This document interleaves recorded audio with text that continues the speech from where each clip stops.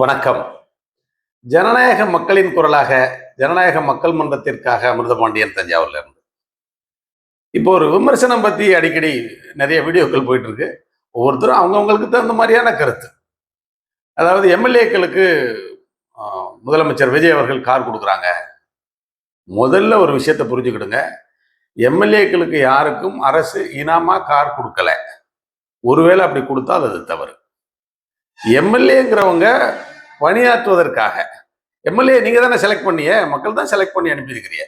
மக்கள்லாம் 100% செலக்ட் பண்ண அவசியம் இல்லை. மெஜாரிட்டி மக்கள் செலக்ட் பண்ணாலே அவங்க பதவியை இருக்கலாம். அதான் ஜனநாயகத்தோட அமைப்பு. இப்போ மக்கள் சேர்ந்து ஒரு பதவியை கொடுத்து அல்லது ஒரு பொறுப்பை கொடுத்து பணியாற்ற சொல்லுகிற பொழுது அந்த பணிக்கான தேவையை பூர்த்தி பண்ண வேண்டியது மக்களுடைய கடமை. ஆனால் மக்கள் நேரடியாக கொடுக்க முடியாது, அது நிர்வாகம் கொடுக்கும். அந்த வேலைக்கான அந்த வாகனம், அந்த வாகனம் கார் அவங்க பணியாற்றுவதற்கான வண்டியை தவிர அவங்களுக்கு இனமா கொடுக்கல, கொடுக்க முடியாது, கொடுக்கவும் கூடாது. அப்படி கொடுத்திருந்தால் தவறு. இது என்னன்னா, ஒவ்வொருத்தரும் அவங்களுக்கு இருக்கிற ஒரு கோபதாபத்துடன் கூடிய அரசியல் சுயநலத்துடன் கூடிய விமர்சனமா இதை நான் மக்கள் நிலையிலிருந்து பார்க்கிறேன். அது அப்படி பார்க்க வேண்டாம். சரி, இப்ப அவங்களை என்ன பண்ண சொல்றோம்? பணியாற்ற சொல்றோம். உங்களுக்கு உரிய வசதியை நீங்களே பண்ணீங்கன்னு சொன்னா அவங்கள்ட்ட பணம் இருக்காது. ஏன் அப்படி பண்ணணும்? உங்களுக்கு என்ன அவங்களுக்கு தேவை இருக்கு? அல்லது அவங்க சொத்தை வித்து ஒரு கார் வாங்கிக்கிட்டு உங்களுக்காக பணியாற்றணுங்கிற என்ன அவசியம் இருக்கு? அவங்க எம்எல்ஏ பணியமர்த்தப்பட்டிருக்கிறாங்க. ரைட். அதுக்கு மேல அவங்களுக்கு பணம் இல்லைன்னா என்ன பண்ணுவாங்க?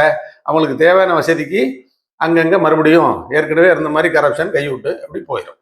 அப்ப நம்மளே அவங்கள நீங்க ஏதாவது பண்ணீங்கன்னு தூண்டுற மாதிரியான ஒரு நிலை வந்துடும். அவங்களுக்கு என்ன வசதி தேவையோ அந்த வசதியை நிர்வாகம் செய்து கொடுக்கணும். கார் கொடுக்குறாங்க, அந்த வசதியை பயன்படுத்திக்கிட்டு அவங்க சரியா பணியாற்றணும். இது என்ன பாருங்க, சாதாரணமா இப்ப நீங்க அரசு அலுவலர்களுக்கு எத்தனை பேருக்கு கார் கொடுக்குறோம்? ஒரு உதாரணத்துக்கு டிஸ்ட்ரிக்ட் கலெக்டருக்கு கார் கொடுக்குறோம். எதுக்கு?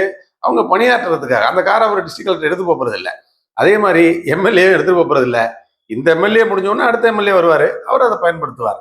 கார் எம்எல்ஏக்கு தானே ஒழிய அந்த எம்எல்ஏ பொறுப்பில் இருக்கிற கந்தசாமிக்கோ சுப்பிரமணியனுக்கோ இல்லை.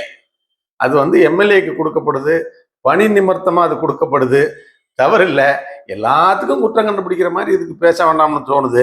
சாமானியனின் பார்வையில் அவர்களை பணியாற்ற செய்வதற்காக, பணி நிமித்தத்துக்காக கொடுக்கப்படுகிற இந்த கார் கொடுக்கிறது சரின்னு தான் படுது.